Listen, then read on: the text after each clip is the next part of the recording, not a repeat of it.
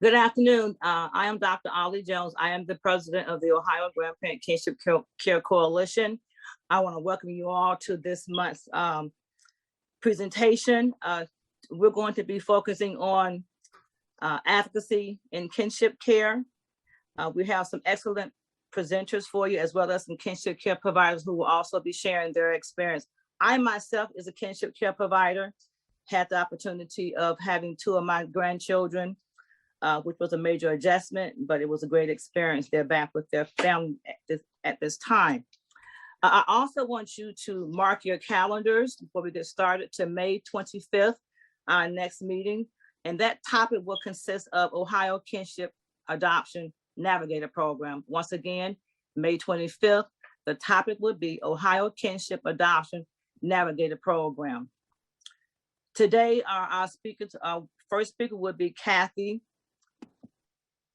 Wright. She is also a kinship care provider. She will share her story, and then we're going to have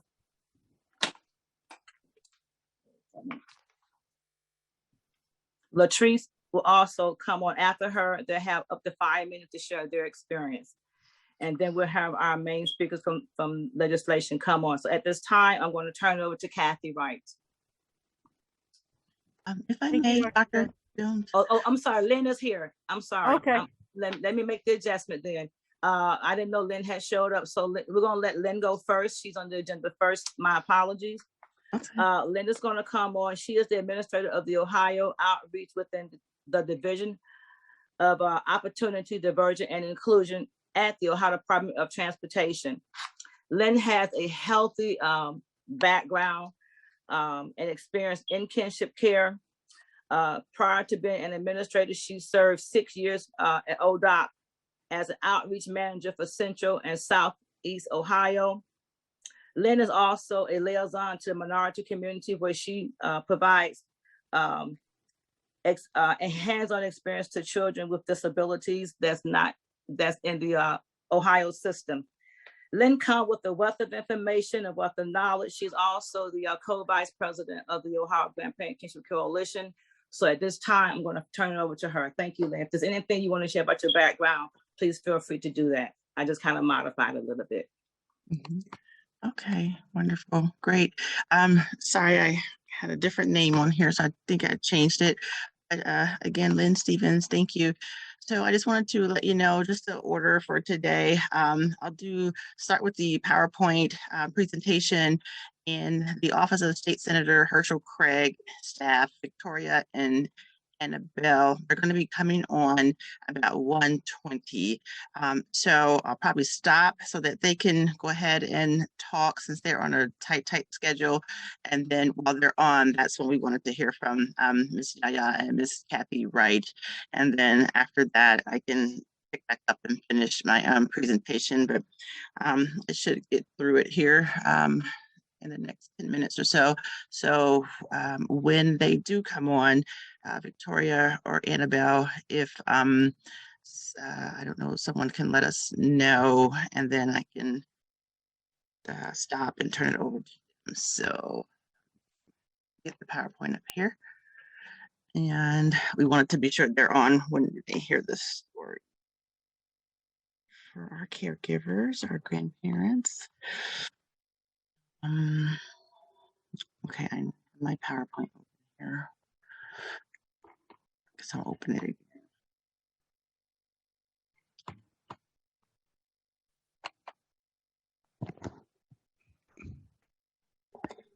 Excuse me. The audio, there's a lot of feedback. I don't know if anyone else is having a problem.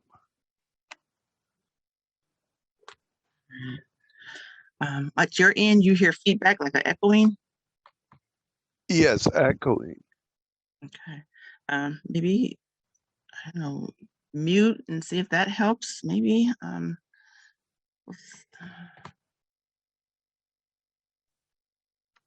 Otherwise, I don't. That doesn't seem to help, but anyway, it could be me. You can try going out and coming back in to see if that helps. Anyone else who may have a suggestions, feel free. Okay. On the administrator side, there is no feedback, so he may need to sign in and sign back in. Everyone has been muted, so I'm not sure where the feedback is coming. Thank you. Yeah, I don't hear it on my end either. So, yep. Thank you very much. Okay. So, advocacy. What is advocacy? Using your voice to affect change by informing legislators of your story, your opinion on a particular topic. Your voice matters as a constituent of your representative, your senator, and you are the expert on issues facing grandparents raising grandchildren and kinship caregivers. So representing yourself, lawmakers hear from you, and they also realize that they're hearing from others because your voice represents hundreds, if not thousands of others also across our state and across our nation, really, in your situation. Your voice gives a story, gives a face to a story, and with the legislators, they will remember that when that issue comes up that they may have to vote on. They'll remember meeting with you. And just wanted to point out that we have like advocacy at all three levels of government: federal, state, and local. So ways to express your voice and your opinion. You can call your lawmaker's office. You can submit letters to editors. Because when I work for elected officials, I work for members of the House, members of the Senate and DC, and also with the governor's office here in Ohio. And I do know that the legislators I work for, and I'm sure they're similar to others, when they read the newspapers, they go straight to the editorial sections first, and they like to see what their constituents are writing about. So writing a letter to an editor is a good way to get a eye from a legislator. Building relationships with lawmakers and their staff, as we're attempting to do here today, and we have done throughout the life of our organization. We will invite lawmakers to our meetings and events, and so that they can meet with us in person, see our faces, place it with our name of the Ohio Grandparent Kinship Coalition. And their staff as well. They bring their staff. So inviting them to your events is a good way to help build that relationship. Signing petitions. Legislators, when they get petitions on issues, they do look at the names on them and they make sure they really pay attention to those who are in their district. So those petitions are viewed by the staff and by the legislators to the extent that they have the time, but that's an important piece. They really do look at those signatures on petitions, particularly those who live in their district. Attend town meetings and other public virtual events. So like our virtual meeting here again, but other public meetings, even the senator or the representative, they may have town meetings as well too, constituent outreach meetings. So attending those is a good way also to get in front of a lawmaker. And social media, they have staff that follow social media really closely. So posting your comments on their Facebook page or following them on Twitter or what have you is a good way to get their attention as well. And in researching, looking at which legislators you can reach out to, it's just kind of helpful because you can kind of narrow down who you reach out to. Besides, you're in the district of a particular representative or senator, but if it's a statewide issue, there are going to be other senators, other representatives who may have an interest in a particular issue. And if you look at their web pages, you'll be able to see their background and their issues kind of championed or bills that they have co-sponsored or sponsored. So that's a way also to kind of pinpoint a legislator who may be outside of your own, who you could reach out to and let them know your opinion on an issue. If you have a personal connection with the representative, or if they have a personal connection with kinship issues. Maybe they were raised by a grandparent or, an aunt, an uncle. So that person would be especially interested in hearing from you, whether you're in the district or not. Just that personal connection to kinship issues will get their attention when you reach out. Again, have they co-sponsored legislation concerning issues of concern to kinship caregivers, grandparents, raising grandchildren? Committees, look at committees they serve on. So the issues facing kinship caregivers, grandparents usually come under Health and Human Services Committee. So looking at those members as well, you can reach out to. Again, if you have a personal connection with them, you may have known them before they even got into office. Feel free to continue to correspond with them as well. That helps when you know someone. That definitely helps to get you in and your issue unnoticed. And let's see, your advocacy can help legislators better understand kinship issues, and you are living it every day. You are the expert, and they really do rely on experts on all the bills and issues before the House or the Senate if they don't have that background information. So just remember always that you're the expert, and your advice, your opinion matters, and will get their attention. Just generally, how a bill becomes a law at the state level and at the federal level, it goes through a cumbersome process. But generally, when the bill is introduced, it gets a bill number, it goes to the subcommittee first, and it has to have hearings there and be voted out of the subcommittee before it goes to the full committee, whoever is handling that particular bill or issue. And then it'll get hearings in the full committee, and then voted out of the full committee. And then if it's different than so if it goes to the House and is passed, and it goes to the Senate and is passed, if it's a different version at the end, then the conference committee will work out the details to get into one bill that can go to the president for signature or to the governor for signature. So generally, most of the bills at the subcommittee level, you might be notified there. So, but if it gets up to the committee level and you see it's getting close to a vote, it is probably best to weigh in. You can when it gets to the subcommittee level, but especially when it gets to the committee level before it's voted on, reach out to your representative or senator before the vote. Again, they do listen to those calls. Some of them ask for copies of letters, before they even vote on an issue. If they're not familiar with it, they will ask for a few letters, a sample of letters. So that's important. They keep those on file. And again, the representative or the senator may use that or read that before they actually vote.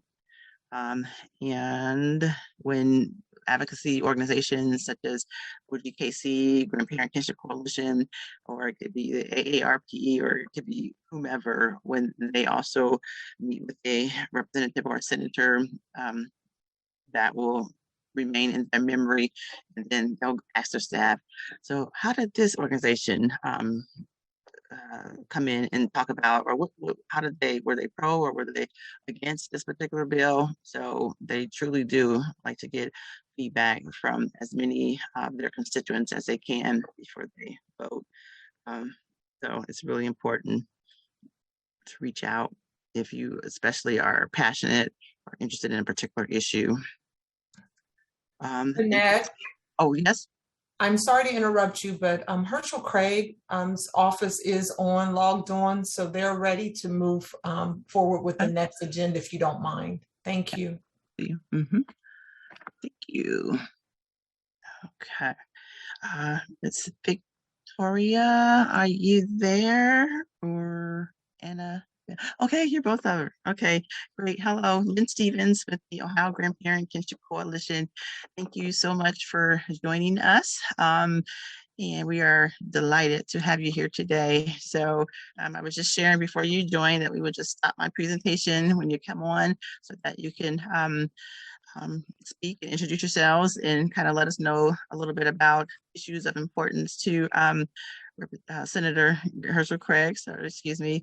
And then after that, we have a couple caregivers, Ms. Latrice and Ms. Kathy, who are going to take maybe just 3 to 5 minutes to share their story so that you just have an idea of some of the issues that our grandparents, kinship caregivers have with raising their grandchildren and their relative children who aren't able to live with their biological parents. So with that, if you maybe can just state your name and your title in the senator's office, and you can just go right into sharing some about his legislative priorities, if you don't mind. Thank you. Oh, you're on mute. Sorry. Okay. So thank you so much for allowing us to be a part of this important committee. Unfortunately, Senator Craig couldn't join, but we are so happy to be here representing him. I am Annabelle. I am his senior legislative aide. And I'm Victoria, his legislative aide. So again, we are so happy to be here. There are a lot of legislative priorities that the senator does have. And so the ones that I will highlight will be pertinent to senior citizens and of course, education, childcare. And so Victoria and I are going to go over some important initiatives that he has. So the first one is Senate Bill 159. It provides property tax relief. What it does is it caps property taxes to 5%. We've been working really closely with Michael Stenziano, which is the Franklin County auditor. He's reached out to our office because he's had several constituents, which is just a fancy term for folks that are living in the Franklin County area, reaching out to him saying that senior citizens have really been burdened by rising property taxes. And so to make it more affordable, the senator has introduced legislation to cap that at 5%. And so currently it's in the Ways and Means Committee. So we are in the process of having proponent testimony come in. So Michael Stenziano, the Greater Ohio Policy Center will be coming in as well. They're really great advocates. And so we hope to see this bill move forward. But again, it really supports that initiative of keeping housing affordable. The second piece of legislation that the senator recently co-sponsored on was on behalf of Senator Fetter. She introduced legislation regarding universal pre-K. So what this does is it supports the Build Back Better Act, which was introduced on the federal level. And that supports having a universal pre-K program that essentially provides free preschool, and what's important is it's quality preschool services for folks. And so we understand childcare is really important. If anything, that really affects, workforce development and really allowing parents and caregivers to make sure they have quality services for their children. And so the senator happily co-sponsored that, and he's done some press events really pushing forward that particular bill. And so that's been recently assigned to a committee. So we are waiting to hear how that bill is going to move forward. Yeah, and the last piece of legislation that we just wanted to highlight for your group is House Bill 83, which was recently passed by the House and is currently under consideration in the Senate Judiciary Committee. This bill is deals with issues related to child support payments, and specifically addresses an issue that's kind of come up recently in Ohio, that primary caregivers of children who are not the legal designated guardian for them are currently not able to access child support payments, even though they are the person that's primarily responsible for their daily care and financial provision. And so this bill would look at allowing for the primary caregiver to access those child support payments, those funds, without the need to go through the extensive legal process to regain to maintain legal guardianship of them. And I know that I was speaking with Lynnette earlier, and this is an issue that specifically your group is interested in, and about the as grandparents and caregivers of children, but maybe not necessarily having the full legal guardianship agreement in place, that this is something that can kind of go a long way to alleviate some of the struggles that you all have. And we would just love to hear more from you all about legislation or issues that you are all really passionate about, and things that maybe we can raise to the senator's attention and continue to push forward on our end. So. Wonderful. Awesome. Thank you very much. All right. So universal pre-K, property taxes, and legal guardianship issues to relieve some of those legal guardian issues with child support. Wonderful. Thank you very much. Thank you. Okay. Let's see. I think we have both our caregivers online. So Kathy, as a officer with our OGKC, she can go first. She's the co-vice president. We are both co-vice presidents for Ohio Grandparent Kinship Coalition. So she's a grandparent and would like to share her story here for, again, 3 to 5 minutes. So feel free, Kathy, just state your name, where you live, and your relationship. Are you a grandparent raising grandchildren or a kinship caregiver? So please go ahead, take it away. Sure. Thanks, Lynnette. And thanks, Annabelle and Victoria, for joining us. 3 to 5 minutes doesn't begin to highlight many of the issues that we caregivers struggle with, especially grandparents. Basically, I have been a kinship provider for 10 years. My oldest granddaughter is now 12. I have legal custody of her, and there's a youngest one that's 4 that I also have custody of. So I have again started all over. There's, different struggles with each one of them. Of course, childcare is a big struggle, being able to afford that with the 4-year-old. Thankfully, I have family support, friend support that help out with that. And the 12-year-old, just programs, summer programs, after school programs, like they're just so unaffordable to be able to get the kids into. There's also 3 other grandchildren that I had in my house at one point in time. They're now situated. However, there's a pretty tragic story with 2 of them. There was a 5-year-old and a 6-year-old. I actually started a children's services case with them when they were 1 and 3, because I was trying to hold my daughter accountable. I thought if I put them in the system, that might get her resources, that might help her drug addiction, that might help her, get better. It didn't. The case went on for 3.5 years. And I really feel like Children's Services failed me tremendously. We wanted to remain a part of those kids' lives. The foster parents at one point in time were willing to sign an agreement, but I kept being told by Children's Services in Perry County and Franklin County, they weren't allowed to sign anything. And then, make a long story short, once the adoption took place, which it was either take them out of a home that they knew for 3.5 years, and the foster parents kept assuring me that they would sign this agreement. I trusted them. Long story short, we now no longer get to see those children. I asked Children's Services, to help me. There had to be something that we could do, some type of an open agreement, open adoption. And these children, we had them every weekend throughout 3.5 years. So, it's really tragic to them that we were cut out of their lives, and who knows, what they think about that. So,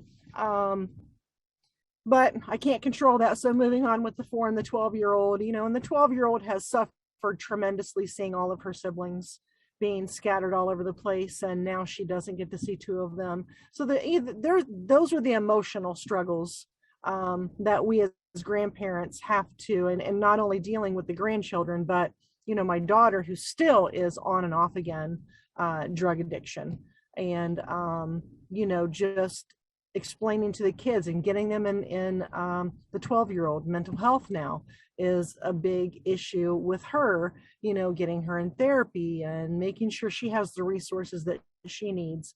And it's just a struggle overall. I talk to lots of grandparents that are in my position. And the main thing is telling them what resources are available. A lot, when I first started, I didn't know of any resources because my oldest didn't go through the system. I just took her from my daughter. So I didn't have any kinship resources, and I did everything on my own for years until the Children's Services case started. And that's when I found out about the resources that did exist. So I guess really just making sure that kinship providers have more support financially is a huge thing. You know, foster parents, they get paid quite a bit of money to take in children, and kinship providers, you know, we kind of lose on that end because we don't get any of those benefits to help financially provide for our grandchildren. So thank you for sharing that. I think that that's a really serious issue that certainly can be better addressed by our system, and certainly if there's a way to increase support payments or financial support for foster children. I know that this bill does a little bit of that, but making sure that the support is all encompassing into all caregivers is really important. that would be great. Thank you for sharing. Thank you so much. Yes, thank you, Kathy. Latrice, I think we see you there. Would you like to go ahead and share your story? I see you're moving around there. Uh-oh, caught you at a not good time, but you're on mute though too.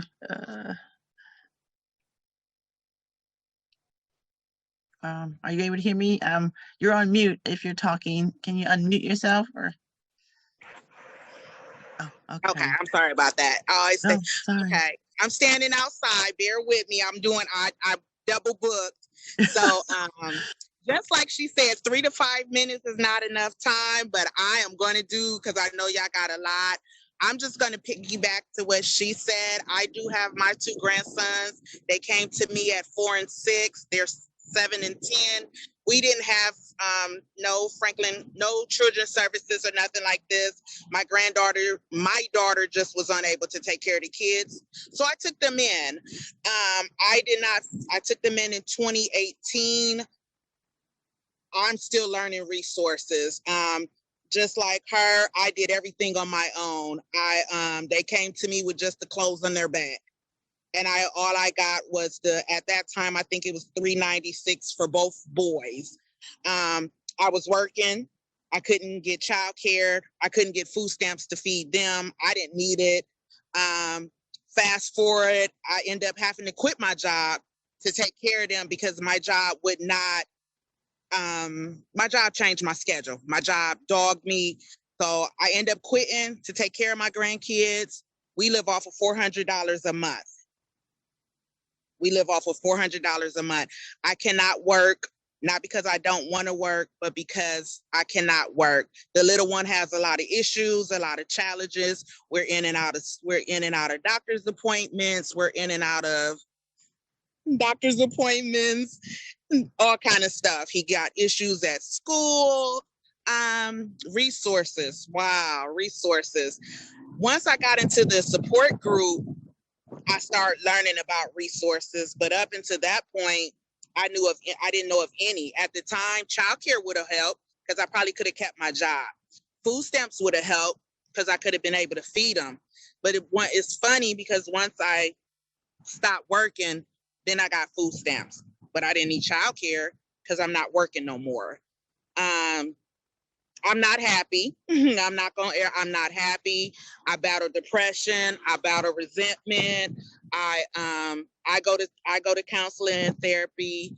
And like she said, it's hard. Foster parents do get way more than we do, but they're taking care of kids that they're not attached to. We took our kids off our emotions. We got that card that said, hey, get these kids or else. It hurts. It's hard. I cry every night. I still don't got no resources, but my support group, they keep me uplifted. Childcare will help, but now they're 7 and 10. So I don't know. You know, and like I said, I went from having an income of $2,000, $3,000, $4,000, $5,000 a month. I literally live off of $400 a month. But God has me and he's making it work, but I'm not happy. I cry every night. More resources. Childcare is a big one. Childcare is a big one. They shouldn't go buy our income for food stamps to feed the kids. I can go on and on and on, but y'all said 3 to 5 minutes. I'm gonna keep it at 3 to 5 minutes. We need more support. We need more financial support, childcare support, respite support. We need more support. It's not fair. We're taking care of other people's. I'm taking care of my daughter's responsibilities. I don't have a job. The So you have- grandkids are happy, but I'm not. And that's what matters, I think. Kathy or Latrice or Yaya, do your children have Medicaid? They get that, a medical card? I was able to get Care Source for them. That was a battle, but I was able to get Care Source. So the grandkids, I don't work now. So they get the Care Source, they get the food stamps. And they get the Ohio work child only, which is the $400 for both boys. Yep. And my two also have Medicaid and they get I get $410 a month for them. Thankfully, I am still able to work full time. So I feel for you, Latrice. It's super hard. The state is willing to help you if you have no money coming in. Unfortunately, you're giving up more than what you're getting to take care of the boys, the kids. So, bless you for doing that. It's hard. It's a hard job. It's hard. I love the support group. It's hard though. It's depression, stress, making sure you have everything you need for them. I was without a job for 4 weeks and got so behind that I'm in financial distress right now trying to catch up. I actually, you know what I did? I actually pulled out my retirement, and I to catch up some stuff. So the majority of my most expensive stuff I paid with my retirement, and I used the $400 to keep the lights, the gas, the water, shoes on their feet, clothes on their back. Yep. I also went to my retirement, so I'm 55 years old. I have no retirement right now. I'm 50. Wow, it's hard. So as you can see, the need for kinship care support is really vital to sustain the children with their birth family. This is Dr. Ollie Jones, co-president. And so we are so pleased that you were able to come and hear the testimonies of two of the caregivers who are, as you can hear, have various challenges. And these are just two examples. There are many, many more examples as well that we can share with you of individuals who have had to make life adjustments to care for their grandchildren or nieces or nephews. Are there any comments from any other officers before we move forward? So we thank you for your time for coming to help us to get things passed, legislation that will better support kinship care providers in the state of Ohio. And to the caregivers, we want to encourage you to stay connected to the Ohio Grandparent Kinship Care Coalition because your voice is very powerful. Learning how to advocate for what you need for yourself and for your children is very vital at this time. Thank you.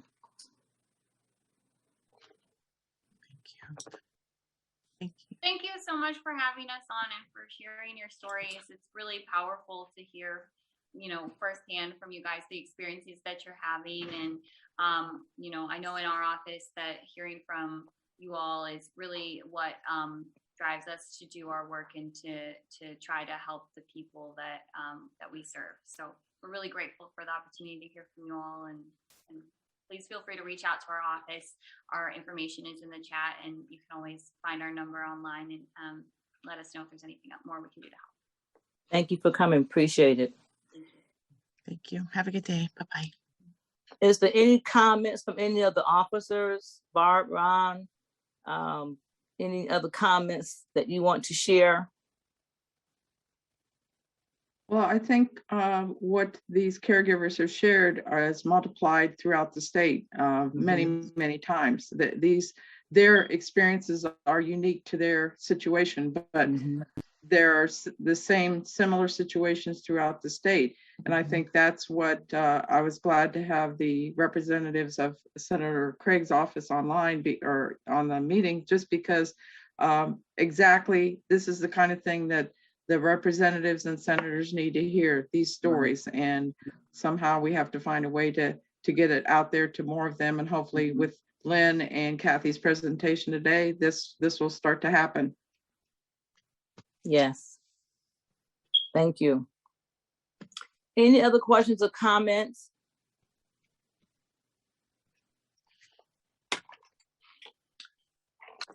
If not, we want to remind you of our next meeting, which is going to be, my notes here, May 25th. And that topic will be Ohio Kinship Adoption Navigator Program. We'll be bringing folks in to talk about the Ohio Kinship Adoption Navigator Program. So mark your calendars for that, May 25th at 1 p.m. Also want to encourage you to share this coalition meeting with other folks that you know, so that they can also get involved and get the information that they need as kinship care providers. I want to thank Lynn, thank Kathy for sharing their stories. Truly appreciate it. Any other comments? Ron, you want to say anything before we dismiss? I think Lynn has more information, don't you, I'm Lynn, sorry. for your presentation? Okay. Yeah, just a few more slides. I'm sorry. Like, no problem. All right. But just what we just saw firsthand there, that is absolutely the best way to advocate, getting in front of the legislator, sharing your story so that they can see personally what you're being faced with, the issues you're facing. So just to distinguish, when you reach out to legislators, federal issues are handled by your federal legislators in DC, in the House and Senate, and the president, and then state issues are handled by the state legislature and the governor, and then your local issues are handled by your city council, mayor, county commissioners, township trustees. So just remember, whatever issue you're facing, be sure to contact the right office or the right lawmaker about the issue.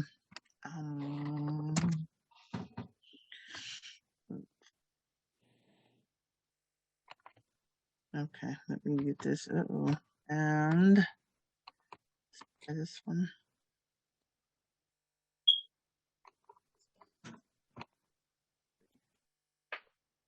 Okay, building relationships, human face-to-face. Just again, get in front of their faces in as much as you can so they can hear your story personally. And to find out who your state representative or senator is, legislature.ohio.gov, and you'll see this box here on the bottom of the screen. You can put your address in or your zip code, and it'll let you know who your legislator is at the state level. You can also call 1-800-282-0253 Monday through Friday, 8:30 a.m. to 5 p.m. except holidays, and you can leave a telephone message for your state representative or senator. A live person usually answers. If they're out of the office, you will get a recording, but those are checked, those voicemails. So that's a good way for you to just do a quick call if you like, if you don't want to write a letter, and it'll get to your representative. Absolutely, it will. And your representative on the federal level or a U.S. senator, USA Gov, you can find out again who your representative is. The state senators cover everyone. So we have Rob Portman right now who's retiring, and Sherrod Brown. So if you call either or both of them, they're both your senators. So governor's office is another way to reach out to the governor before he signs a bill, or just so he hears about your kinship, our kinship and grandparent issues. So don't forget about the governor, 614-466-3555. President's office, they also, if you go to whitehouse.gov, you'll be go to a contact the president's office. So there's a phone number too if you want to leave a quick message for the president, 202-456-1111. They don't have a toll-free number, sorry, but it'll be a quick call. They only give you a couple minutes anyway, so you can do that, or you can, there's a contact us page on the whitehouse.gov where you can type in your information and send your comments that way, or write a letter the old-fashioned way to the White House, 1600 Pennsylvania Avenue. So your advocacy could be about a particular bill. It could be about a budget issue, a particular program or initiative. You may have a very specific issue or policy or concern, or it could just be general, just kinship caregivers, grandparents raising grandchildren need more financial assistance, or in your personal story. So just a number of ways that you could provide advocacy when reaching out to your legislator. And just some tidbits on kinship care, because sometimes people don't exactly know the definitions, or it could be defined different ways. So I borrowed this from Barb Turpin, our longtime OGKC board members. So just raising children by grandparents, other extended family members, and adults with whom they have a close family-like relationship, such as godparents, close family friends, because the biological parents are unable to do so for whatever reason. And studies have shown that kinship care is the best placement option for children by keeping them out of the child welfare system and achieving permanency and stability in their lives. Well, tidbits. And of course, we just heard from Kathy and Latrice, or Yaya, about the laundry list of needs that you have. So whatever need you have, be specific like they were, so that the senator or representative will know crystal clear the issues after talking with you or meeting with you. Just some web links for some additional information on grandparents raising their grandchildren, kinship caregivers. And I think Latrice mentioned support groups really helped her. So we have an OSU support group, and I think maybe some of the people on the call today may be a part of that, or have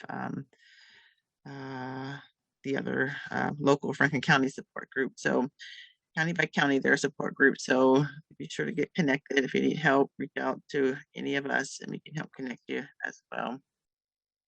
And that's it. Thank you for what you do. One call by one constituent represents a much larger number of people. So just know that representatives and the senators, the governor, the president, everyone knows when they get one call, that is equivalent to hundreds of others constituents have that same concern. And just a couple quotes I like.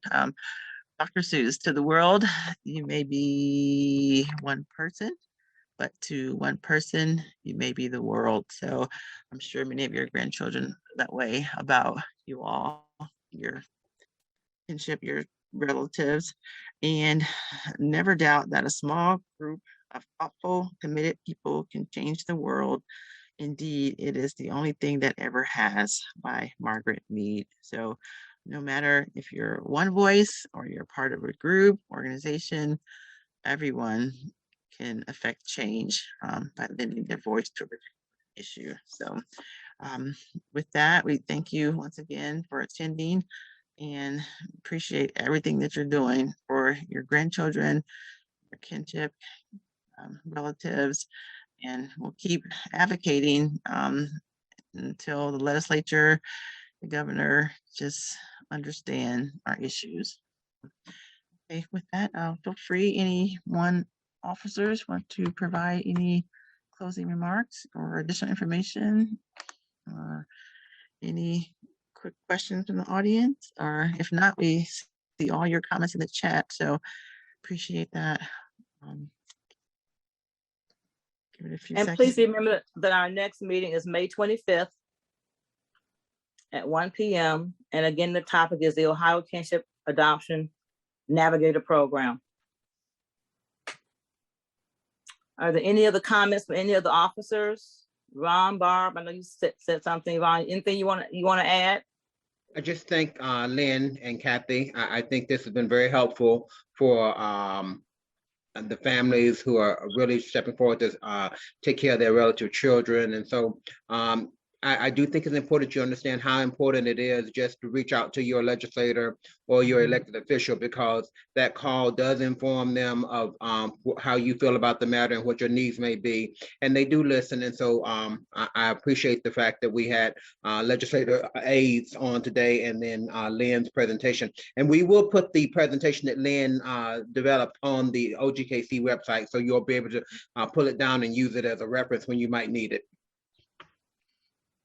Are there any questions from any of the caregivers on the line that may not be in the chat?